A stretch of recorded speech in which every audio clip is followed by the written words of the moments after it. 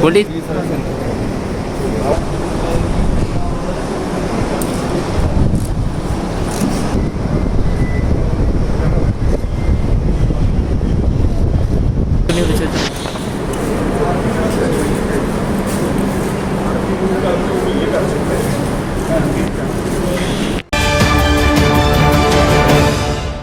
चलो पहला तो मैं अपनी गल फिर तुसी जो देखो अज दो गल्लां ਜਿਹੜੀਆਂ है इस महामारी ਲਈ ਲੋਕਾਂ ਨੂੰ ਜਿਹੜੀਆਂ ਦੱਸਣ ਵਾਲੀ ਆ। ਇੱਕ ਤਾਂ ਜਿਹੜੀ ਤਕਰੀਬਨ 16,000 ਕੋਈ ਬਹੁਤ ਵੱਡਾ ਨੰਬਰ ਨਹੀਂਗਾ, ਪਰ ਤੁਹਾਨੂੰ ਪਤਾ ਇਸ ਵੇਲੇ ਵੈਕਸੀਨ ਦਾ ਹਾਲ ਕੀ ਆ ਦੇਸ਼ 'ਚ, ਤੇ 16,000 ਵੈਕਸੀਨ ਆ ਜਿਹੜੀ ਉਹ ਆਪਣੀ 18 ਤੋਂ 44 ਲਈ 18 to 44 ਅੱਜ ਲੁਧਿਆਣੇ ਕੋਲ 16,000 ਪਹੁੰਚੀ ਆ। ਆਉਣ ਵਾਲੇ ਦਿਨਾਂ 'ਚ ਜਿਹੜਾ ਹੈ ਉਹ 36,000 ਤੱਕ ਜਿਹੜੀ ਆ ਉਹ ਪਹੁੰਚੇਗੀ। ਪਰ ਆਪਾਂ ਹੁਣ ਜਿਵੇਂ ਅੱਜ ਜਾ ਕੇ ਇੱਕ ਸੈਂਟਰ 'ਚ ਤੁਸੀਂ ਸਾਰੇ ਹੀ ਉੱਥੇ ਦੇਖੋ, ਅੱਜ ਨੌਜਵਾਨ ਜਿਹੜੇ ਆ ਉਹਨਾਂ ਲਈ ਜਿਹੜੀ ਅੱਜ ਮੈਡੀਸਨ ਇਹ ਜਿਹੜੇ ਟੀਕਾ ਹੈ ਉਹਨਾਂ ਦੇ ਵੈਕਸੀਨ ਲੱਗ ਰਹੀ ਆ, ਕਿਉਂਕਿ ਨੌਜਵਾਨ ਬੱਚਿਆਂ ਨੇ ਜਾਂ ਨੌਜਵਾਨਾਂ ਨੇ ਬਾਹਰ ਕਮਾਈ ਲਈ ਵੀ ਜਾਣਾ। ਘਰ ਤਾਂ ਹੀ ਚੱਲੂਗਾ ਨਾ ਜੇ ਨੌਜਵਾਨ ਕੋਈ ਕੰਮ ਕਾਰ 'ਤੇ ਜਾਣਗੇ ਤੇ ਉਹਨਾਂ ਨੂੰ ਉਦੋਂ ਵੱਧ ਖਤਰਾ ਹੈ। ਇਸ ਕਰਕੇ ਅੱਜ ਲੁਧਿਆਣੇ 'ਚ ਇਹ ਪ੍ਰਾਇਓਰਿਟੀ ਦੇ ਕੇ ਉਹਨਾਂ ਦੇ ਲਈ ਵੈਕਸੀਨੇਸ਼ਨ ਦਾ ਪ੍ਰਬੰਧ ਕੀਤਾ ਹੈ। ਅਤੇ ਇੱਥੇ ਜਿਹੜਾ ਹਾਲਾਤ ਇੱਕ ਤਰੀਕੇ ਨਾਲ ਲੱਗ ਰਹੇ ਸੀ, ਆਕਸੀਜਨ ਬਿਲਕੁਲ ਸਾਡੇ ਕੰਟਰੋਲ ਹੇਠ ਆ, ਕਾਬੂ ਹੇਠ ਆ। ਦੂਜੀ ਗੱਲ, ਇੱਕ ਜਿਹੜੀ ਮੇਰੀ ਡਿਊਟੀ ਲੱਗੀ ਸੀ, ਇਹ ਜਾਣਕਾਰੀ ਬਹੁਤ ਮੇਜਰ ਵੀ ਆ, ਵੱਡੀ ਵੀ ਆ, ਕਿਉਂਕਿ ਤੁਹਾਨੂੰ ਪਤਾ ਆਕਸੀਜਨ ਤੋਂ ਵੱਧ ਸ਼ਾਰਟੇਜ ਜਿਹੜੀ ਸੀ ਸਾਡੇ ਕੋਲ ਟੈਂਕਰਾਂ ਦੀ ਸੀ। ਅਸੀਂ ਪਿਛਲੀ ਵਾਰ ਵੀ ਸਾਨੂੰ ਜਦੋਂ ਟੈਂਕਰ ਡਿਸਟਰੀਬਿਊਟ ਕਰਨੇ ਕੀਤੇ ਸੈਂਟਰ ਗਵਰਨਮੈਂਟ ਨੇ, ਉਹਦੇ ਵਿੱਚੋਂ 4 ਦਿੱਤੇ ਹਰਿਆਣੇ ਨੂੰ, 2 ਦਿੱਤੇ ਸਾਨੂੰ। ਸਾਡੇ 3 ਟੈਂਕਰ ਜਿਹੜੇ ਆ ਉਹ ਏਅਰ ਫੋਰਸ ਲੈ ਕੇ ਜਾਂਦੀ ਹੈ, ਉਹਨਾਂ ਨੂੰ 25 ਮੈਟ੍ਰਿਕ ਟਨ ਜਿਹੜਾ ਹੈ ਉਹਦੇ ਵਿੱਚ ਇੱਕ ਟਰੱਕ 'ਚ ਆਉਂਦਾ ਹੈ। ਪਾਣੀਪਤ ਤੋਂ ਸਾਨੂੰ ਮਿਲ ਨਹੀਂ ਰਹੀ ਸੀ, ਸਾਨੂੰ ਪੌਂਟਾ ਸਾਹਿਬ ਦੇ ਕੋਲ ਇੱਕ ਪਲਾਂਟ ਆ ਉੱਥੋਂ ਨਹੀਂ ਮਿਲ ਰਹੀ ਸੀ। ਪ੍ਰਾਈਵੇਟ ਜਿਹੜੇ ਜ਼ਿਆਦਾ ਸੀ ਉਹ ਬੱਦੀ ਤੋਂ ਆਪਣਾ ਆਪਣਾ DMC ਤੇ CMC, ਇਹ ਬੱਦੀ ਤੋਂ ਇਹਨਾਂ ਦੇ ਪਲਾਂਟ 'ਚੋਂ ਆਉਂਦੀ ਸੀ। ਅੱਗੇ ਜਿਹੜਾ ਟੈਂਕਰ ਆਉਂਦਾ ਸੀ ਇੱਕ ਉਹ ਤਕਰੀਬਨ 3 ਦਿਨ ਚੱਲ ਜਾਂਦਾ ਸੀ ਨਾਰਮਲ। ਹੁਣ ਕੀ ਸੀ ਵੀ ਰੋਜ਼ ਦਾ ਰੋਜ਼ ਇੱਕ ਟੈਂਕਰ ਆਉਂਦਾ ਰਾਤ ਨੂੰ, ਅਤੇ ਉਹਨਾਂ ਦਾ ਪਲਾਂਟ ਆ ਜਿਹੜਾ ਉਹ ਭਰਦੇ ਆ ਅਤੇ ਉਹ ਕੰਮ ਚੱਲਦਾ। ਚਲੋ ਦੂਜੀ ਗੱਲ, ਸਿਲੰਡਰਾਂ ਦੀ ਆਪਣੇ ਕੋਲ ਕੋਈ ਕਮੀ ਨਹੀਂ, ਛੋਟੇ ਸਿਲੰਡਰਾਂ ਦੀ ਵੀ 5 ਲੀਟਰ ਵਾਲਿਆਂ ਦੀ ਵੀ ਅਤੇ ਵੱਡਿਆਂ ਦੀ ਵੀ ਕੋਈ ਇਸ ਵੇਲੇ ਕਮੀ ਨਹੀਂ। ਗੱਲ ਇਹ ਸੀ ਵੀ ਹੌਸਪੀਟਲ ਹੈਗੇ ਸੀ ਪਰ ਉਹਨਾਂ ਕੋਲ ਬੈੱਡ ਵੀ ਸੀਗੇ, ਪਰ ਜੇ ਆਕਸੀਜਨ ਨਹੀਂ ਤਾਂ ਉਹਨਾਂ ਨੂੰ ਕੀ ਕਰਨਾ ਸੀ। ਹੁਣ ਚਾਹੇ ਅਲੱਗ-ਅਲੱਗ ਜਵੱਦੀ ਆ, ਚਾਹੇ ਹੋਰ ਜਗ੍ਹਾ ਨੇ, ਜਿਹੜੇ ਅਸੀਂ ਤਕਰੀਬਨ 100 200 ਬੈੱਡ ਜਿਹੜੇ ਹੋਰ ਕ੍ਰੀਏਟ ਕੀਤੇ ਆ। ਇੱਥੇ ਤਕਰੀਬਨ ਤੁਹਾਡੇ ਮੂਹਰੇ ਆ ਵੀ ਅੱਜ ਬਹੁਤ ਹੀ ਧੰਨਵਾਦੀ ਆ, ਮੈਂ ਸਮਝਦਾ ਉਹਨਾਂ ਦਾ ਸ਼ੁਕਰਗੁਜ਼ਾਰ ਹਾਂ। ਸਾਡੇ ਬਾਬਾ ਜੀ ਰਾਧਾ ਸੁਆਮੀ ਸਤਸੰਗ ਭਵਨ ਜਿਹੜਾ ਹੈ ਲੁਧਿਆਣੇ 'ਚ ਕਈ ਜਗ੍ਹਾ 'ਤੇ ਅੱਜ ਉਹਨਾਂ ਨੇ ਤਕਰੀਬਨ 200 ਬੈੱਡ ਆ ਜਿਹੜਾ ਉਹਦਾ ਪ੍ਰਬੰਧ ਆ ਜਿਹੜਾ ਕੀਤਾ, ਅਤੇ ਉਹਦੇ ਨਾਲ ਸਾਡਾ ਜਿਹੜਾ ਡਿਸਟ੍ਰਿਕਟ ਐਡਮਿਨਿਸਟ੍ਰੇਸ਼ਨ ਆ, ਸਰਕਾਰ ਆ, ਇੱਥੇ ਉਹਨਾਂ ਦੇ ਨਾਲ ਜਿਹੜੀਆਂ ਨਰਸਿਸ ਨੇ, ਜਿਹੜੇ ਸਾਡਾ CMO SMO ਨੇ, ਉਹਨਾਂ ਦੀ ਪ੍ਰੋਪਰ ਵੀ ਕੀ ਡਾਈਟ ਆ ਜਿਹੜੀ ਕੋਵਿਡ ਪੇਸ਼ੈਂਟ ਨੂੰ ਦੇਣੀ ਆ, ਉਹਦੀ ਸਪਲਾਈ ਪ੍ਰੋਪਰ ਜਿਹੜੀ ਡਾਈਟ ਉਹਨਾਂ ਨੂੰ ਚਾਹੀਦੀ ਹੈ ਉਹਦਾ ਪ੍ਰਬੰਧ, ਮੈਡੀਸਨ ਪ੍ਰੋਪਰ ਜਿਹੜੀਆਂ ਉਹਨਾਂ ਨੂੰ ਦਵਾਈਆਂ ਦੇਣੀਆਂ ਉਹਦਾ ਪ੍ਰਬੰਧ। ਅੱਜ ਕਿਉਂਕਿ ਪੱਖੇ ਚੱਲਦੇ ਆ, ਇਸ ਵੇਲੇ ਗਰਮੀ ਆ ਜਿਹੜੀ ਉਹ ਵੱਧਦੀ ਜਾ ਰਹੀ ਆ, ਉੱਤੇ ਫੁਆਰਿਆਂ ਦਾ ਪ੍ਰਬੰਧ ਜਿਹੜੀ ਛੱਤ 'ਤੇ ਉਹ ਕਰ ਰਹੇ ਆ ਵੀ ਜਿਹਦੇ ਨਾਲ 5 ਡਿਗਰੀ ਦਾ ਟੈਂਪਰੇਚਰ ਦਾ ਫਰਕ ਪਊ।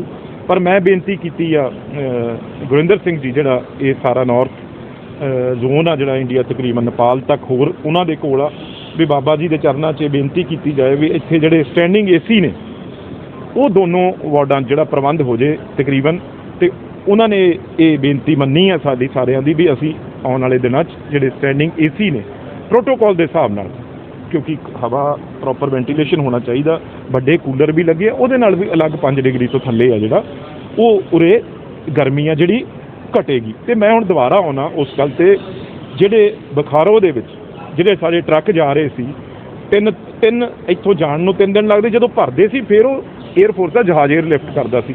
ਅਤੇ ਮੇਰੀ ਡਿਊਟੀ ਮੁੱਖ ਮੰਤਰੀ ਸਾਹਿਬ ਕੈਪਟਨ ਅਮਰਿੰਦਰ ਸਿੰਘ ਜੀ ਨੇ ਲਾਈ, ਅਤੇ ਮੈਂ ਆਪ ਮੇਰੀ ਅਮਿਤ ਸ਼ਾਹ ਜੀ ਜਿਹੜੇ ਹੋਮ ਮਿਨਿਸਟਰ ਨੇ ਇਸ ਵੇਲੇ ਉਹਨਾਂ ਦੇ ਥੱਲੇ ਸਾਰੀਆਂ ਕਮੇਟੀਆਂ ਬਣੀਆਂ ਹੋਈਆਂ, ਅਤੇ ਸਾਨੂੰ ਹੋਰ ਜਿਹੜੇ 4 ਟੈਂਕਰ ਨੇ, ਮੇਰੀ ਬੇਨਤੀ ਜਦੋਂ ਉਹਨਾਂ ਨੂੰ ਮੈਂ ਮੁੱਖ ਮੰਤਰੀ ਸਾਹਿਬ ਵੱਲੋਂ ਕੀਤੀ ਅਤੇ ਮੇਰੀ ਗੱਲ ਹੋਈ ਉਹਨਾਂ ਨਾਲ, ਮੈਂ ਵੀ ਹੋਮ ਕਮੇਟੀ ਦਾ ਮੈਂਬਰ ਹਾਂ, ਅਤੇ ਪਿਛਲੇ 4 ਦਿਨ 'ਚ ਜਿਹੜੇ ਆ ਉਹਨਾਂ ਨਾਲ ਲਾ ਕੇ 4 ਟੈਂਕਰ ਆ ਜਿਹੜੇ ਇਸ ਵੇਲੇ ਆਪਾਂ ਨੂੰ 25 ਮੈਟ੍ਰਿਕ ਟਨ ਜਿਹੜਾ ਹੈ ਜਿਹਦੇ ਵਿੱਚ ਆਕਸੀਜਨ ਆ ਸਕਦੀ ਆ।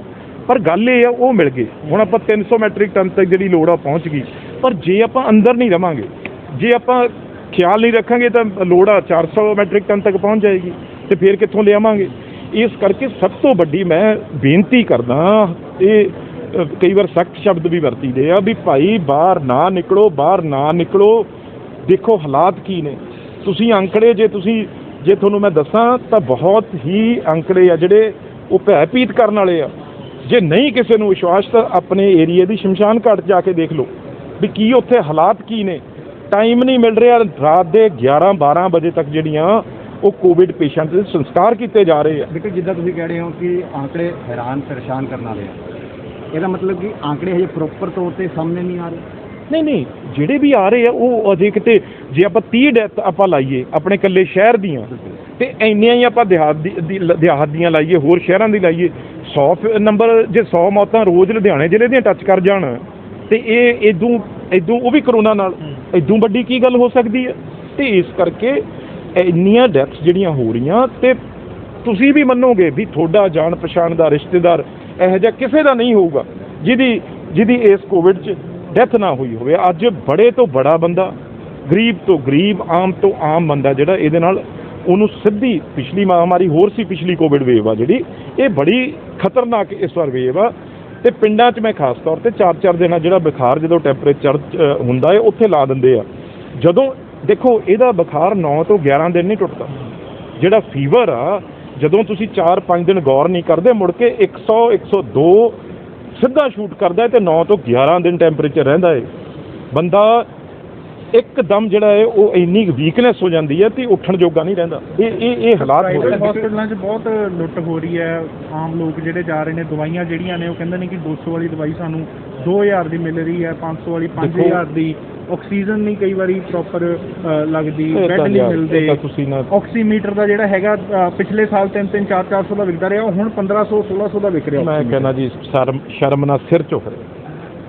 ਇਹ ਤਾਂ ਮੈਂ ਤੁਹਾਨੂੰ ਕੀ ਕਹਾਂ, ਵਿੱਚ ਹੀ ਸਭ ਦਾ ਯਾਰ। ਆਪਾਂ ਸਰਕਾਰ ਤੋਂ ਇਲਾਵਾ ਹੋ ਕੇ ਮੈਂ ਗੱਲ ਕਰਦਾ, ਆਪਾਂ ਜਿਹੜੇ ਇੰਨਾ ਧਰਮ ਨੂੰ ਮੰਨਣ ਵਾਲੇ, ਪੈਰ ਪੈਰ 'ਤੇ ਆਪਾਂ ਡਰਦੇ ਹਾਂ। ਆਪਾਂ ਤਾਂ ਕੀੜੀ ਥੱਲੇ ਆ ਜੇ ਆਪਣੇ ਧਰਮ 'ਚੋਂ ਵੀ, ਆਪਾਂ ਉਹਨਾਂ ਨੂੰ ਵੀ ਮਤਲਬ ਉਹਨਾਂ ਨੂੰ ਖਾਣ ਨੂੰ ਵੀ ਆਪਾਂ ਕੀੜੀਆਂ ਦੇ ਭੌਣ 'ਤੇ ਵੀ ਜਿਹੜਾ ਹੈ ਉਹ ਖਾਣਾ ਪਾਉਂਦੇ ਹਾਂ। ਆਪਾਂ ਲੰਗਰ ਲਾਉਂਦੇ ਹਾਂ, ਆਪਾਂ ਜਗਰਾਤੇ ਕਰਾਉਂਦੇ ਹਾਂ, ਆਪਾਂ ਨੱਕ ਰਗੜਦੇ ਹਾਂ ਜਾ ਮੰਦਰ ਗੁਰਦੁਆਰੇ। ਇਹ ਆਪਾਂ ਨੂੰ ਹੋ ਕੀ ਗਿਆ?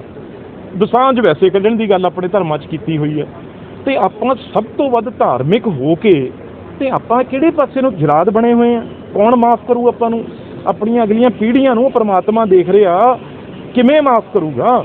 ਤੁਸੀਂ ਜਿਹੜੀ ਗੱਲ ਕਹਿ ਰਹੇ ਹੋ, ਅੱਜ ਹੀ ਮੈਨੂੰ ਕਿਸੇ ਨੇ, ਮੈਂ ਹੁਣੀ DC ਸਾਹਿਬ ਆ ਜਿਹੜੇ ਪਿਛਲੀ ਜਗ੍ਹਾ ਸੀ ਜਿੱਥੇ ਕਰ ਰਹੇ ਸੀ ਇਹਦਾ ਹਲਕਾ ਸੈਂਟਰਲ ਦੇ ਵਿੱਚ ਵੈਕਸੀਨੇਸ਼ਨ ਦਾ ਜਿਹੜਾ ਉਦਘਾਟਨ ਕੀਤਾ ਹੈ, ਉਦਘਾਟਨ ਤਾਂ ਕੀ ਕਹਾਂ, ਸ਼ੁਰੂਆਤ ਕੀਤੀ ਆ, ਉੱਥੇ ਹੀ ਮੈਂ ਕਿਹਾ, ਉੱਥੇ ਮੈਨੂੰ ਇੱਕ ਮੀਡੀਆ ਦੇ ਸਾਥੀ ਬੜੇ ਸੀਨੀਅਰ ਨੇ, ਉਹ ਕਹਿੰਦਾ ਜੀ 2 ਦਿਨ ਦਾ ਬਜ਼ੁਰਗ ਜਿਹੜੇ ਸੀਗੇ ਉਹਨਾਂ ਤੋਂ 90,000 ਰੁਪਈਆ 2 ਦਿਨ ਦਾ। ਦੱਸੋ ਵੀ ਇਹੋ ਜਿਹੀ ਕਿਹੜੀ ਦਵਾਈ ਦੇਤੀ? ਨਾਰਮਲ ਥੋੜ੍ਹੇ ਢਿੱਲੇ ਹੋਏ ਸੀ 4-4 ਲੱਖ 5-5 ਲੱਖ ਬਿੱਲ। ਇਹਦਾ ਫਾਇਦਾ ਨਾ ਉਠਾਉਣ ਜਿਹੜੇ ਇਹ ਲੋਕ ਨੇ, ਕੁਛ ਪ੍ਰਾਈਵੇਟ ਸੇਵਾ ਜਿਹੜੀ ਕਰ ਰਹੇ ਆ, ਜੇ ਉਹ ਵੀ ਵਿੱਚ ਵਿਚਾਰੇ ਰਗੜੇ ਜਾ ਰਹੇ ਆ, ਉਹਨਾਂ ਦੀ ਵੀ ਇਹ ਮਿੱਟੀ ਪਲੀਤ ਕਰਾ ਰਹੇ ਆ ਲੋਕ, ਜਿਹੜੇ ਵਿਚਾਰੇ ਸਭ ਕੁਝ ਆਪਣਾ ਦਾਨ ਪੁੰਨ ਤੇ ਲਾਇਆ ਹੋਇਆ। ਐਂਬੂਲੈਂਸ 'ਚ ਬੰਦਾ ਇੱਕ ਸੈਕਿੰਡ, ਮੈਂ ਇਹ ਸਖਤੀ ਨਾਲ ਮੈਂ ਕਹਿਣਾ ਚਾਹੁੰਦਾ, ਐਜ਼ ਏ ਮੈਂਬਰ ਪਾਰਲੀਮੈਂਟ, ਇਹ ਬੰਦੇ ਬਣੋ। ਇਹ ਕੰਮ ਅਸੀਂ ਕਰਨਾ ਨਹੀਂ ਚਾਹੁੰਦੇ। ਕਿਉਂ? ਇੱਕ ਤਾਂ ਸਾਰਾ ਮੈਡੀਕਲ ਸਟਾਫ ਆ ਜਿਹੜਾ ਉਹ ਇਸ ਵੇਲੇ ਕਿਤੇ ਰੇਡ ਕਰਨੀ ਜਾਂਦਾ, ਤੁਸੀਂ ਉਹਦਾ ਫਾਇਦਾ ਉਠਾ ਰਹੇ ਹੋ, ਕਿਉਂਕਿ ਉਹ ਆਪਣੇ ਆਪ 'ਚ ਹੀ ਹਸਪੀਟਲਾਂ ਨੂੰ ਸਾਂਭਣ 'ਚ ਕੋਵਿਡ ਪੇਸ਼ੈਂਟ ਸਾਂਭਣ ਨੂੰ ਇੰਨਾ ਕੰਮ ਆ ਵੈਕਸੀਨੇਸ਼ਨ ਦਾ ਹੋਰ ਦਾ ਉਹ 'ਚ ਲੱਗੇ ਆ। ਇਸ ਵੇਲੇ ਕੋਈ ਰੇਡਿੰਗ ਪਾਰਟੀਆਂ ਸਾਡੇ ਕੋਲ ਜਿਹੜੀਆਂ ਤਿਆਰ ਨਹੀਂ, ਤੁਸੀਂ ਇਸ ਗੱਲ ਦਾ ਫਾਇਦਾ ਉਠਾ ਰਹੇ ਹੋ। ਇਹਦਾ ਮਤਲਬ ਇਹੀ ਹੋਇਆ ਨਾ। ਤੇ ਮੈਂ ਅੱਜ ਹੀ ਡਿਪਟੀ ਕਮਿਸ਼ਨਰ ਨੂੰ ਕਿਹਾ, ਉੱਦਾਂ CM ਸਾਹਿਬ ਨੇ ਵਿਨੀ ਮਹਾਜਨ ਜੀ ਚੀਫ ਸੈਕਟਰੀ ਨੇ ਉਹਨਾਂ ਨੂੰ ਕਿਹਾ ਵੀ ਕਿਵੇਂ ਵੀ ਇਹਨਾਂ ਦੇ ਨੱਥ ਪਾਓ। ਜੇ ਅਸੀਂ ਪਾਉਂਦੇ ਹਾਂ ਤਾਂ ਫਿਰ ਇਹ ਡਰ ਲੱਗਦਾ ਜਿਹੜਾ 2500 ਬੰਦਾ ਪਿਆ ਹੈ ਜਾਂ 200 400 ਮਰੀਜ਼ ਪਿਆ ਇਹਨਾਂ ਦੇ ਹਸਪੀਟਲਾਂ ਦੇ ਵਿੱਚ, ਉਹਨੂੰ ਇਹ ਡਰ ਲੱਗਦਾ ਵੀ ਕਿਤੇ ਇਹ ਕੋਈ ਫਿਰ ਘਬਰਾਹਟ 'ਚ ਜਾਂ ਡਰ 'ਚ ਕੋਈ ਉਹਨਾਂ ਨਾਲ ਢਿੱਲ ਨਾ ਕਰ ਦੇਣ। ਮੈਡੀਕਲ ਸਟੋਰ ਵਾਲੇ ਨੇ ਜਿਹੜੇ ਉਹ ਮੋਨੋਪਲੀਆਂ ਬਣਾਈ ਬੈਠੇ ਆ, ਇੱਕ ਇੱਕ ਚੀਜ਼ ਸਾਂਭੀ ਹੋਈ ਆ ਵੀ ਤੂੰ ਆਹ ਚੀਜ਼ ਆ ਜਿਹੜੀ ਇਹਨੂੰ ਜਮ੍ਹਾਂ ਕਰ ਲਾ, ਮੈਂ ਆਹ ਚੀਜ਼ ਨੂੰ ਜਮ੍ਹਾਂ ਕਰਦਾ, ਤੂੰ ਕਹਿਣਾ ਇਹ ਉੱਥੋਂ ਮਿਲੂਗੀ।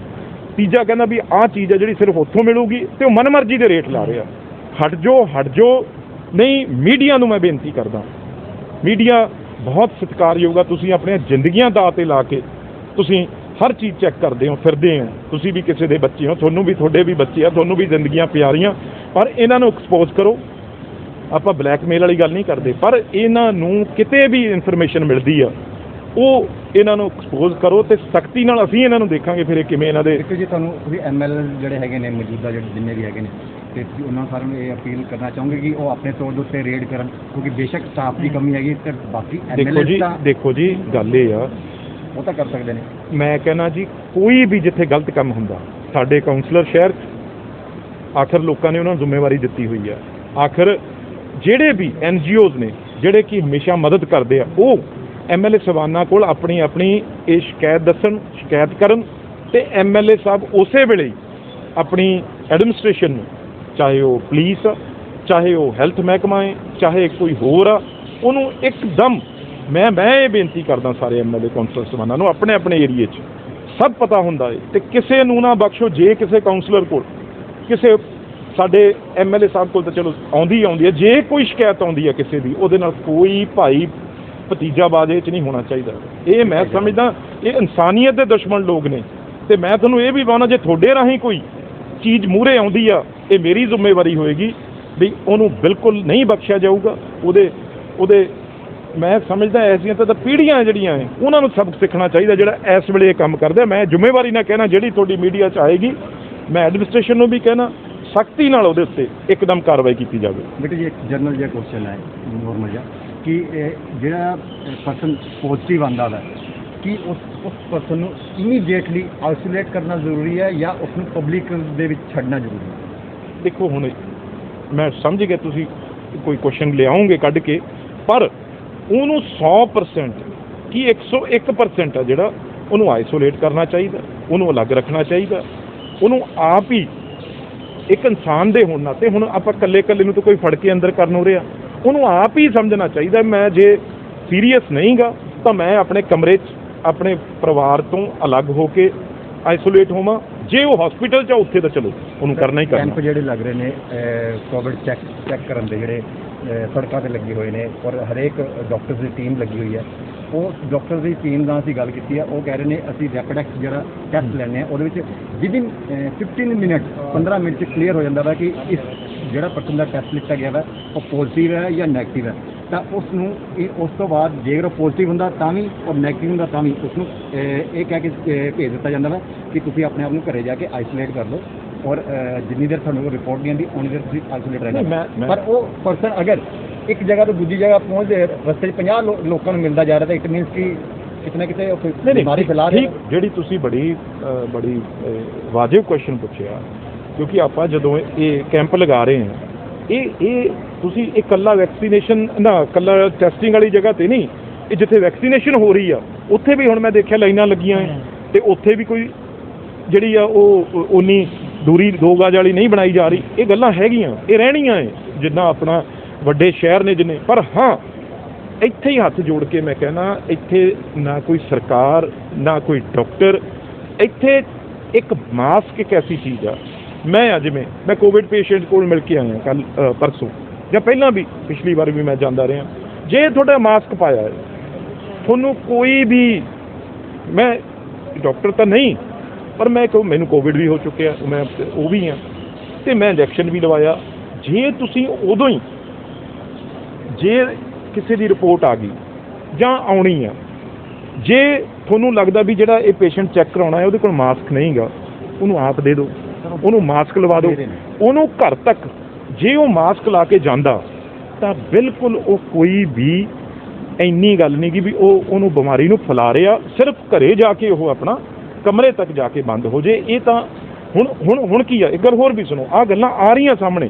ਤੇ ਇਹ ਵੀ ਕੀਤਾ ਏ ਵੀ ਹੈਲਥ ਮਹਿਕਮੇ ਨੇ ਕੱਲ੍ਹ ਇਹ ਕੀਤਾ ਵੀ ਅਸੀਂ ਕੋਸ਼ਿਸ਼ ਕਰਾਂਗੇ ਵੀ ਘਰ ਘਰ ਜਾ ਕੇ ਜਿਹੜੀ ਉਹ ਟੈਸਟਿੰਗ ਸ਼ੁਰੂ ਕਰੀਏ। ਵੀ ਆਹ ਗੱਲਾਂ ਜਿਹੜੀ ਤੁਸੀਂ ਕੀਤੀਆਂ ਇਹ ਗੱਲ ਵਾਜਿਬ ਆ, ਇਹਦੇ ਨਾਲ ਖਤਰਾ ਹੋ ਸਕਦਾ ਹੈ ਤੇ ਹੋ ਰਿਹਾ ਹੈ, ਤੇ ਇਹ ਤਾਂ ਹੀ ਕੋਸ਼ਿਸ਼ ਕੀਤੀ ਜਾ ਰਹੀ ਹੈ ਵੀ ਟੈਸਟਿੰਗ ਆ ਜਿਹੜੀ ਉਹ ਘਰ ਘਰ ਵੀ ਵਧਾਈ ਜਾਵੇ। ਇਹਨਾਂ ਬੱਸ ਮਾਫੀਆ ਚੱਲਦਾ ਪਿਆ ਵਾ, ਕੱਲ੍ਹ ਵੀ ਬੱਸ ਸਟੈਂਡ ਤੇ ਦੁਕਾਨਾਂ ਦੇ ਵਿੱਚੋਂ 100 ਰੁਪਈਆ ਕੱਢਿਆ ਵਾ, ਤੇ ਉਹਨਾਂ ਦਾ ਕਹਿਣਾ ਸੀਗਾ ਕਿ ਪ੍ਰਵਾਸੀ ਮਜ਼ਦੂਰ ਨੇ ਸਰ ਘਰ ਵਾਪਸੀ ਕਰ ਰਹੇ ਨੇ ਔਰ ਉਹਨਾਂ ਨਾਲ ਧੱਕੇਸ਼ਾਹੀ ਵੀ ਹੋ ਰਹੀ ਹੈ ਤੇ ਉਹਨਾਂ ਬਿਲਕੁਲ ਦੇਖੋ ਇੱਕ ਗੱਲ ਮੇਰਾ ਸਮਝੋ, ਨਹੀਂ ਆਪਾਂ ਹੁਣ ਨੂੰ ਲਾਕਡਾਊਨ ਆ ਜਿਹੜਾ ਉਹ ਲਾ ਦਿੰਦੇ। ਅਸੀਂ ਸਭ ਨੇ ਬਹੁਤ ਜ਼ੋਰ ਨਾਲ, ਜਦੋਂ ਮੁੱਖ ਮੰਤਰੀ ਸਾਹਿਬ ਨਾਲ ਮੀਟਿੰਗ ਹੋ ਰਹੀ ਸੀ, ਤਕਰੀਬਨ ਸਾਰੇ ਐਮਪੀਆਂ ਨੇ, 2 ਰਾਜ ਸਭਾ ਦੇ ਨੇ ਇਹ ਕਿਹਾ ਵੀ ਲਾਕਡਾਊਨ ਲਾਓ। ਕੈਬਨਿਟ ਦੇ ਵਿੱਚ ਆਪਣੇ ਆਸ਼ੂ ਜੀ ਮੰਤਰੀ ਨੇ ਜਿਹੜੇ, ਉਹਨਾਂ ਨੇ ਮੈਂ ਸਮਝਦਾ 15 ਮਿੰਟ ਬੋਲੇ ਹੋਣੇ ਆ ਕੈਬਨਿਟ ਮੀਟਿੰਗ 'ਚ ਇਕੱਲੇ ਵੀ ਲਾਕਡਾਊਨ ਲਾਓ।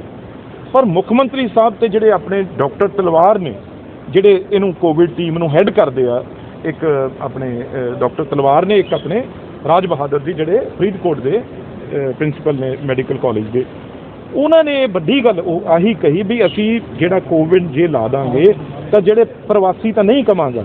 ਮੈਂ ਬਿਹਾਰ ਯੂਪੀ ਦੇ ਜਿਹੜੇ ਸਾਡੇ ਭਰਾ ਨੇ ਉਹਨਾਂ ਨੂੰ, ਜਾਂ ਜਿਹੜੇ ਉਰੇ ਕੰਮ ਕਰਨ ਆਉਂਦੇ ਆ ਉਹਨਾਂ ਨੂੰ ਖਾਣ ਦਾ, ਕਿਉਂਕਿ ਰੋਜ਼ ਮਿਹਨਤ ਕਰਕੇ ਰੋਜ਼ੀ ਰੋਟੀ ਕਮਾਉਣੀ ਆ, ਰੋਜ਼ ਰੇੜੀ ਫੜੀ ਵਾਲੇ ਨੂੰ ਉਹਨੂੰ ਕਿਵੇਂ ਕਰਾਂਗਾ, ਉਹਨਾਂ ਦੇ ਲਈ ਉਹ ਜਿਹੜਾ ਹੈ ਲਾਕਡਾਊਨ ਨਹੀਂ ਲਾਇਆ ਹਜੇ ਤੱਕ।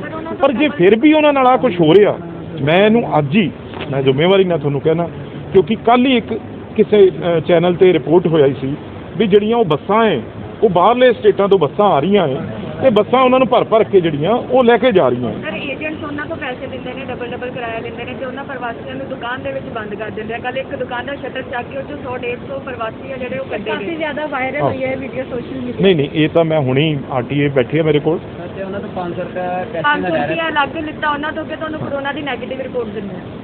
ਉਹ ਵੀ ਹੋ ਰਿਹਾ, ਇਹ ਨਹੀਂ ਹੋ ਰਿਹਾ। ਇਹਦੇ ਵਿੱਚ ਜਿਹੜੀ ਇੱਕ ਗੱਲ ਆਈ ਹੈ ਸਾਹਮਣੇ, ਉਹ ਜੇ ਟੈਸਟ ਕਰਕੇ ਉਹਨੂੰ ਪੋਜ਼ਿਟਿਵ ਆ ਗਿਆ ਉਹ ਨੈਗੇਟਿਵ ਨਹੀਂ ਦੇ ਰਹੇ, ਪਰ ਬਗੈਰ ਟੈਸਟ ਤੋਂ ਉਹ ਕਈ ਬੰਦੇ ਐਸੇ ਆ ਵੀ ਉਹਨੂੰ ਨੈਗੇਟਿਵ ਰਿਪੋਰਟ ਦਾ ਜਿਹੜਾ ਸਰਟੀਫਿਕੇਟ ਦੇ ਰਹੇ ਆ। ਇਹ ਨਹੀਂ ਮੈਂ ਕਹਿ ਰਿਹਾ ਵੀ ਜੇ ਕਿਸੇ ਨੂੰ ਪੋਜ਼ਿਟਿਵ ਚੈੱਕ ਕੀਤਾ ਗਿਆ ਤੇ ਉਹ 'ਚ ਪੋਜ਼ਿਟਿਵ ਆ ਗਿਆ ਤਾਂ ਨੈਗੇਟਿਵ ਬਣਾ ਦਿੱਤਾ ਜਾਂਦਾ, ਇਹ ਨਹੀਂਗਾ। ਪਰ ਕਈ ਇੱਕ ਦੋ ਜਗ੍ਹਾ ਸ਼ਿਕਾਇਤ ਆਈ ਆ ਵੀ ਨੈਗੇਟਿਵ ਸਰਟੀਫਿਕੇਟ ਜਿਹੜੇ ਨੇ ਉਹ ਬਾਹਰ ਜਾਣ ਨੂੰ ਦਿੱਤੇ ਜਾ ਰਹੇ ਆ। ਪਰ ਇਹਨੂੰ ਸਖਤੀ ਨਾਲ, ਮੈਂ ਜ਼ਿੰਮੇਵਾਰੀ ਨਾਲ ਤੁਹਾਨੂੰ ਕਹਿਣਾ ਹੈ ਵੀ ਜਿਵੇਂ ਮੈਂ ਪਹਿਲਾਂ ਕਿਹਾ ਵੀ ਤੁਸੀਂ ਇਹ ਐਕਸਪੋਜ਼ ਕਰੋ, ਪਰ ਜਿਹੜਾ ਵੀ ਇਹ ਹੋਇਆ ਬੱਸਾਂ ਤੇ ਵੱਡਾ, ਦੇਖੋ ਇਹ ਤਾਂ ਗਰੀਬ ਆਦਮੀ ਆ, ਇਹਨਾਂ ਨੂੰ ਕੁਝ ਨਹੀਂ ਕਹਿਣਾ, ਇਹਨਾਂ ਤੇ ਚਲਾਨ, ਇਹ ਤਾਂ ਉਹਨਾਂ ਦੇ ਇੱਕ ਡਰ ਆ, ਇੱਕ ਸਹਿਮ ਆ ਵੀ ਚਲੇ ਜਾਈਏ ਪਤਾ ਨਹੀਂ ਕੀ ਹੋ ਜਾਣਾ। ਪਰ ਜਿਹੜੇ ਬੱਸ ਕੰਪਨੀਆਂ ਨੇ, ਜਿਹੜੇ ਬੱਸਾਂ ਦੇ ਮਾਲਕ ਨੇ, ਉਹਨਾਂ ਤੇ ਰੱਜ ਕੇ ਵੱਡੇ ਤੋਂ ਵੱਡੇ ਉਹਨਾਂ ਦੀਆਂ ਬੱਸਾਂ ਸੀਜ਼ ਤੇ ਉਹਨਾਂ ਤੇ ਚਲਾਨ ਆ ਜਿਹੜਾ ਭਾਰੀ ਕਰਾਂਗੇ, ਇਹ ਮੈਂ ਤੁਹਾਨੂੰ ਵਿਸ਼ਵਾਸ ਦਿਵਾਉਂਦਾ। ਅੱਜ ਮੈਮ ਜਿਹੜਾ ਇੱਥੇ ਆਏ ਹੋ ਤੁਸੀਂ ਇਹ ਸੈਟਅਪ ਦੇਖਿਆ? ਹਾਂਜੀ, ਸਤਿ ਸ਼੍ਰੀ ਅਕਾਲ ਜੀ। ਮੈਂ ਹਲਕਾ ਸਾਹਨੇਵਾਲ ਤੋਂ ਬਿੱਟੀ ਬੋਲ ਰਹੀ ਹਾਂ ਜੀ। ਇੱਥੇ ਅੱਜ ਅਸੀਂ ਮੁੰਡੀਆਂ ਦੇ ਨਾਲ, ਜਿਹੜਾ ਸਾਡੇ ਫੋਰਟਿਸ ਹਸਪੀਟਲ ਦੇ ਨਾਲ ਸਾਡਾ ਹੈਗਾ ਬਾਬਾ ਜੀ ਦੀ ਜਗ੍ਹਾ ਹੈਗੀ ਹੈ ਜਿਹੜੀ ਰਾਧਾ ਸਵਾਮੀ ਜੀ ਦਾ, ਸਾਰਾ ਇੱਥੇ ਉਹਨਾਂ ਦੀ ਮਦਦ ਨਾਲ ਔਰ ਸਾਡੀ ਐਡਮਿਨਿਸਟ੍ਰੇਸ਼ਨ, ਸਾਡੇ DC ਸਾਹਿਬ ਦੀ ਮਦਦ ਨਾਲ ਇੱਥੇ ਤਕਰੀਬਨ 110 ਬੈੱਡ ਦਾ ਜਿਹੜਾ ਇਹ ਇੱਥੇ ਇੱਕ ਤਰ੍ਹਾਂ ਬਣਾਇਆ ਗਿਆ ਜੀ, ਜਿਹੜੇ ਕਿ ਕੋਵਿਡ ਪੇਸ਼ੈਂਟ ਆਉਣਗੇ ਸਾਡੇ ਕੋਲੇ। ਔਰ ਬਹੁਤ ਹੀ ਪਿਛਲੇ ਸਾਲ ਵੀ ਜਦੋਂ ਇਹ ਪ੍ਰੋਬਲਮ ਆਈ ਸੀਗੀ ਤਾਂ ਮੈਂ ਧੰਨਵਾਦ ਕਰਨਾ ਚਾਹੁੰਦੀ ਹਾਂ ਪੂਰੀ ਐਡਮਿਨਿਸਟ੍ਰੇਸ਼ਨ ਦਾ, ਔਰ ਸਾਡੇ ਸਾਰੇ ਵੀ ਜਿੰਨੇ ਇੱਥੇ ਸੇਵਾ ਕਰ ਰਹੇ ਆ ਸਾਡੇ ਭੈਣ ਭਰਾ, ਉਹਨਾਂ ਦੀ ਸਹਾਇਤਾ ਨਾਲ ਖਾਣਾ ਬਹੁਤ ਪੂਰੀ ਮਤਲਬ ਲੁਧਿਆਣੇ 'ਚ ਔਰ ਜਿੱਥੇ ਤੱਕ ਮਤਲਬ ਪਹੁੰਚਾ ਸਕੇ ਇਹਨਾਂ ਨੇ ਪਹੁੰਚਾਇਆ। ਔਰ ਇਸ ਵਾਰ ਇਹ ਇੱਥੇ ਹਸਪੀਟਲ ਇੱਕ ਬਣਾਇਆ ਗਿਆ, ਤੁਸੀਂ ਦੇਖ ਸਕਦੇ ਹੋ। ਔਰ ਇਹਦੇ 'ਚ ਲੇਡੀਜ਼ ਲਈ ਅਲੱਗ ਸੁਵਿਧਾ, ਲੇਡੀਜ਼ ਨੂੰ ਅਲੱਗ ਰੱਖਿਆ ਜਾਏਗਾ ਔਰ ਜੈਂਟਸ ਨੂੰ ਅਲੱਗ। ਔਰ ਮੈਂ ਬਹੁਤ ਧੰਨਵਾਦ ਕਰਦੀ ਹਾਂ ਸਾਡੀ ਐਡਮਿਨਿਸਟ੍ਰੇਸ਼ਨ ਦਾ। ਔਰ ਪੂਰਾ ਇਹ ਜਿਹੜਾ ਇਸ ਤਰ੍ਹਾਂ ਦੇ ਇਹ ਜਿਹੜਾ ਅੱਜ ਕੱਲ੍ਹ ਚੱਲ ਰਿਹਾ ਹੈ, ਜੋ ਵੀ ਪਰਮਾਤਮਾ ਨੂੰ ਅਰਦਾਸ ਕਰਦੇ ਹਾਂ ਕਿ ਸੱਚੇ ਪਾਤਸ਼ਾਹ ਸਾਰੀ ਐਡਮਿਨਿਸਟ੍ਰੇਸ਼ਨ ਨੂੰ ਠੀਕ ਰੱਖੇ ਔਰ ਸਾਨੂੰ ਸਾਰਿਆਂ ਨੂੰ ਇੰਨੀ ਅਕਲ ਦੇਵੇ ਕਿ ਅਸੀਂ ਇਸ ਨੂੰ ਨਜਿੱਠਣ ਵਿੱਚ ਕਾਮਯਾਬ ਹੋਈਏ। ਔਰ ਲੋਕਾਂ ਨੂੰ ਕਹਿਣਾ ਘਬਰਾਉਣਾ ਨਹੀਂ, ਗਵਰਨਮੈਂਟ ਬੜਾ ਸਿੰਸੀਅਰਲੀ ਐਫਰਟ ਕਰ ਰਹੀ ਹੈ ਤਾਂ ਕਿ ਅਸੀਂ ਤੁਹਾਡੀ ਮਦਦ ਕਰ ਸਕੀਏ। ਕਈ ਲੋਕ ਘਬਰਾ ਰਹੇ ਨੇ ਤਾਂ ਪਲੀਜ਼ ਘਬਰਾਉਣਾ ਨਹੀਂ, ਜਲਦੀ ਇਹ ਸਾਰਾ ਜਿਹੜਾ ਬੁਰਾ ਵਕਤ ਹੈ ਲੰਘ ਜਾਏਗਾ।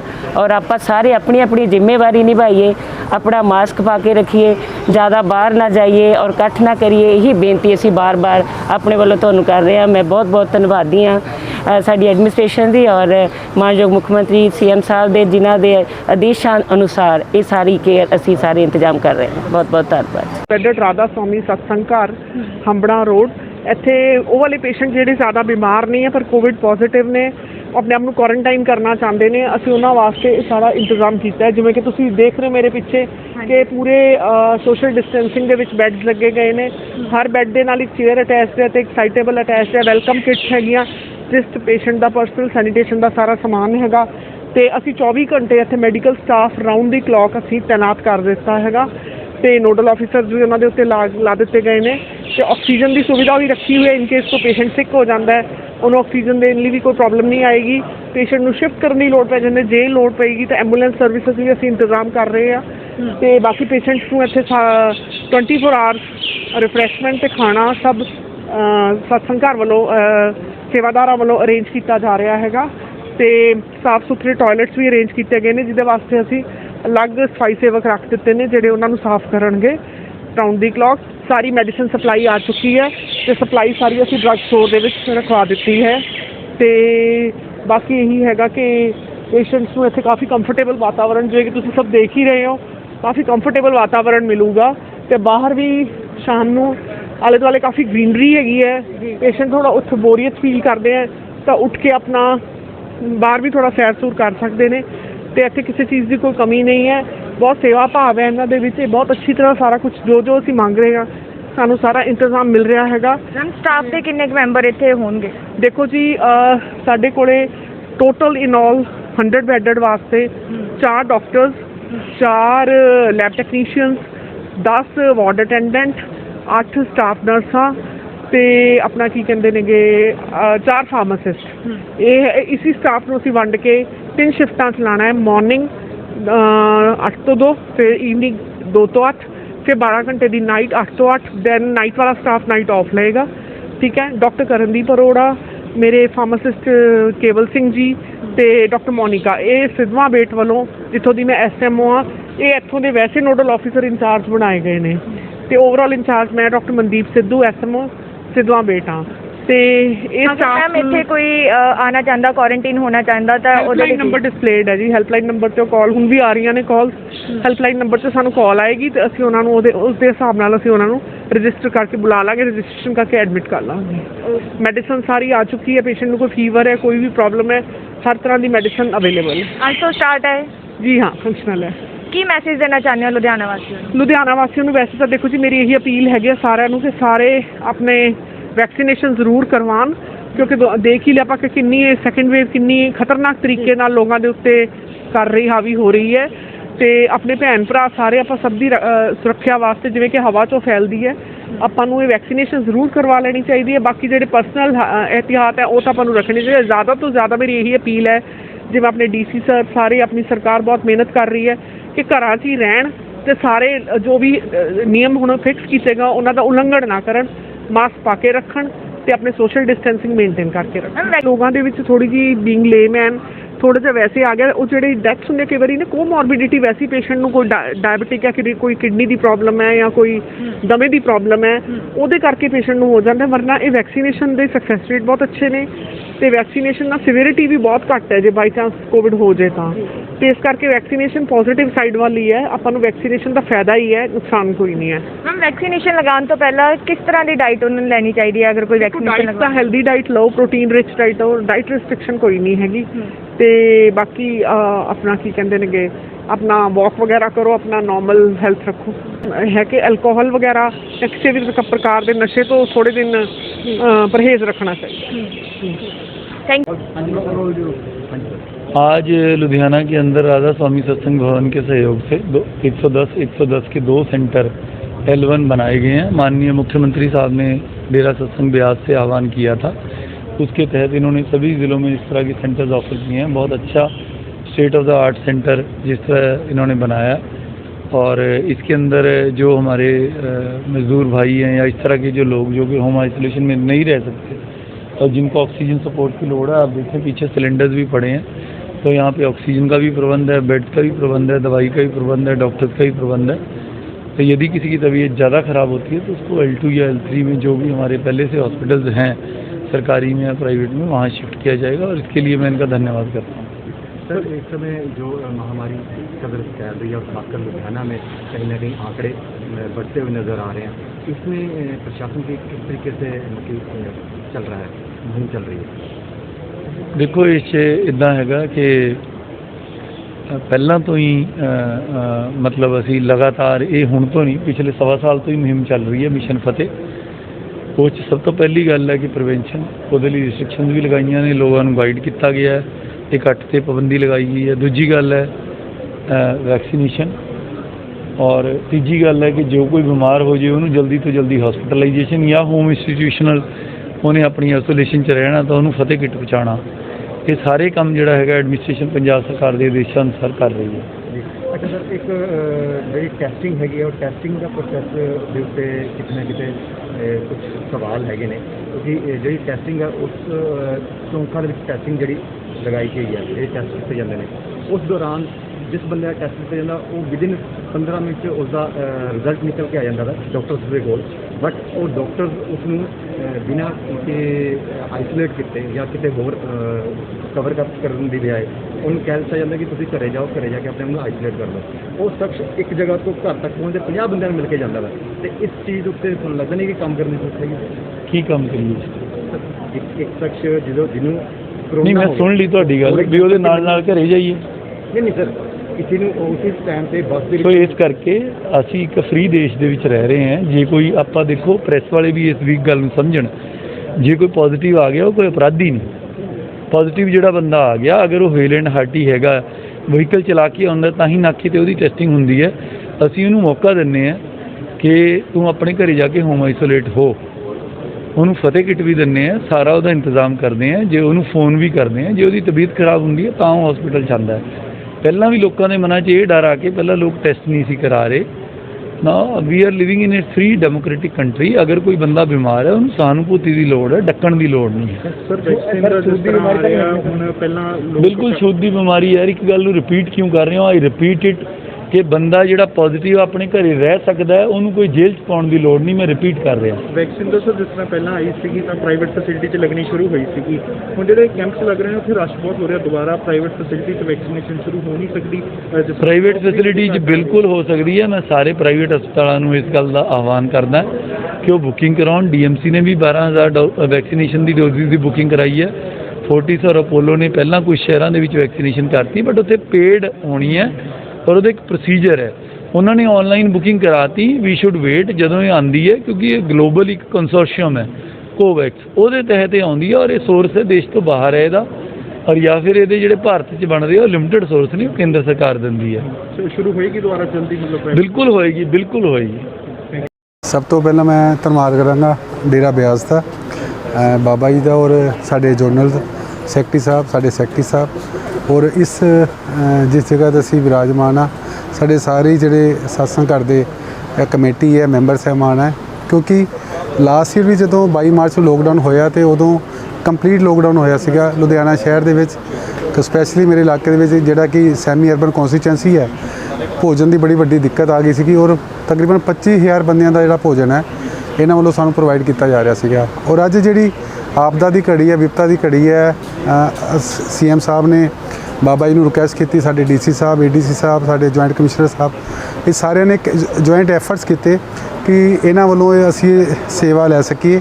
ਔਰ ਅੱਜ ਜਿਹੜਾ ਵਾ ਤਕਰੀਬਨ 120 ਬੈੱਡ ਜਿਹੜੇ ਹੈ ਲਗਾਏ ਗਏ ਹੈ, ਜਿਨ੍ਹਾਂ ਵਿੱਚ ਫॉर ਮੇਲ ਐਂਡ ਫੀਮੇਲ ਦੋਨੋਂ ਅਲੱਗ-ਅਲੱਗ ਹੈ। LED ਪ੍ਰੋਜੈਕਟਰ ਲਗਾਏ ਗਏ ਹੈ ਤਾਂ ਕਿ ਜਿਹੜਾ ਵੀ ਆਪਣੇ ਮਨ ਦੇ ਭਾਵ ਹੈ, ਜੇ ਚਾਹੇ ਉਹ ਸ਼ਬਦ ਸੁਣਨਾ ਚਾਹੁੰਦਾ ਹੈ, ਚਾਹੇ ਉਹ ਮਹਾਂਭਾਰਤ, ਚਾਹੇ ਰਮਾਇਣ, ਚਾਹੇ ਕੋਈ ਕੀਰਤਨ ਸਤਸੰਗ ਸੁਣਨਾ ਚਾਹੁੰਦਾ ਹੈ, ਉਹ ਸੁਣ ਸਕਦਾ ਹੈ। ਔਰ ਉਹਨਾਂ ਵਾਸਤੇ 3 ਟਾਈਮ ਦਾ ਜਿਹੜਾ ਫੂਡ ਹੈ ਇਹ ਰਾਧਾ ਸਵਾਮੀ ਸਤਸੰਗ ਘਰ ਵੱਲੋਂ ਪ੍ਰੋਵਾਈਡ ਕੀਤਾ ਜਾ ਰਿਹਾ ਹੈ। ਉਹਨਾਂ ਵਾਸਤੇ ਵਾਸ਼ਰੂਮ ਹੈ, ਹਰ ਫੈਸਿਲਿਟੀ ਜਿਹੜੀ ਇਹਨਾਂ ਵੱਲੋਂ ਪ੍ਰੋਵਾਈਡ ਕੀਤੀ ਜਾ ਰਹੀ ਹੈ। ਔਰ ਜਿੱਥੇ ਮੈਂ ਆਪਣੇ ਵੱਲੋਂ ਔਰ ਸਰਕਾਰ ਵੱਲੋਂ ਵੀ ਇਹਨਾਂ ਦਾ ਧੰਨਵਾਦ ਕਰਦਾ, ਉੱਥੇ ਮੈਂ ਉਮੀਦ ਕਰਦਾ ਕਿ ਜਿਹੜੀ ਮਹਾਮਾਰੀ 'ਚ ਅਸੀਂ ਜੂਝ ਰਹੇ ਹਾਂ, ਕਿਉਂਕਿ ਸਾਡਾ ਪ੍ਰਸ਼ਾਸਨ ਜਿਹੜਾ ਹੈ ਉਹ ਦਿਨ ਰਾਤ ਮਿਹਨਤ ਕਰ ਰਿਹਾ ਹੈ, ਡੀਸੀ ਸਾਹਿਬ ਬਹੁਤ ਐਫਰਟਸ ਕਰ ਰਹੇ, ਉਹਨਾਂ ਦੀ ਪੂਰੀ ਟੀਮ ਲੱਗੀ ਹੋਈ ਹੈ ਕਿ ਜਲਦ ਤੋਂ ਜਲਦ ਅਸੀਂ ਇਸ ਵਿਪਤਾ ਤੋਂ ਸਾਨੂੰ ਛੁਟਕਾਰਾ ਮਿਲ ਜਾਏ। ਔਰ ਮੈਨੂੰ ਯਕੀਨ ਹੈ ਕਿ with the blessing of Baba ji ਔਰ ਸਾਡੇ ਸਾਰਿਆਂ ਦੀ ਮਿਹਨਤ ਦੇ ਨਾਲ ਜਲਦ ਤੋਂ ਜਲਦ ਅਸੀਂ ਇਹ ਮਹਾਮਾਰੀ ਤੋਂ ਸਾਨੂੰ ਛੁਟਕਾਰਾ ਮਿਲੇਗਾ ਔਰ ਸਾਡੇ ਜਿਹੜੇ ਲੋਕ ਹੈ ਉਹੀ ਆਪਣੀ ਪੁਰਾਣੀ ਜਿਹੜਾ ਲਾਈਫ ਸਟਾਈਲ ਹੈ ਉਹਦੇ ਵਿੱਚ ਦੁਬਾਰਾ ਵਾਪਸ ਆ ਸਕਣਗੇ। ਕਿਸ ਲੈਵਲ ਦੇ ਸਰ ਪੇਸ਼ੈਂਟ ਦੇ ਵਿੱਚ ਹੋਣਗੇ? ਆਈਸੀਯੂ ਵਾਰਡ ਬਣੇਗਾ, ਆਕਸੀਜਨ ਵਗੈਰਾ? ਸਾਡੇ ਇੱਥੇ ਲੈਵਲ 1 ਔਰ ਲੈਵਲ 2 ਦੇ ਪੇਸ਼ੈਂਟ ਆਣਗੇ, ਕਿਉਂਕਿ ਲੈਵਲ ਜਿਹੜਾ 3 ਲੈਵਲ ਦਾ ਪੇਸ਼ੈਂਟ ਹੋਏਗਾ ਉਹਦੇ ਵਾਸਤੇ ਸਾਨੂੰ ਹਸਪੀਟਲ ਦੀ ਲੋੜ ਪਏਗੀ। ਆਕਸੀਜਨ ਸਿਲੰਡਰ ਅਵੇਲੇਬਲ ਨੇ, ਕੋਈ ਇਹੋ ਜਿਹੀ ਇੱਥੇ ਦਿੱਕਤ ਨਹੀਂ ਹੈਗੀ। ਸਾਡਾ ਸਾਰਾ ਜਿਹੜਾ ਮੈਡੀਕਲ ਸਟਾਫ ਹੈ ਉਹ ਸਾਰੇ ਅਰੇਂਜਮੈਂਟ ਜਿਹੜੇ ਹੈ ਸਾਡੇ ਸਿਵਲ ਸਰਜਨ ਦੁਆਰਾ ਡੀਸੀ ਸਾਹਿਬ ਦੁਆਰਾ ਕੀਤੇ ਗਏ ਨੇ। ਕੋਈ ਇੱਥੇ ਇਹੋ ਜਿਹੀ ਕੋਈ ਪਰੇਸ਼ਾਨੀ ਨਹੀਂ ਹੈ। ਔਰ ਮੈਂ ਕਿਹਾ ਅਰਾਊਂਡ 5 to 10 ਪੇਸ਼ੈਂਟ ਤਾਂ ਜਿਹੜੇ ਬੱਸ ਵਿੱਚ ਬੈਠੇ ਆ, ਜਦੋਂ ਅਸੀਂ ਮੂਵ ਕਰਾਂਗੇ ਤੇ ਉਹ ਇੱਥੇ ਸ਼ਿਫਟ ਹੋ ਜਾਣਗੇ।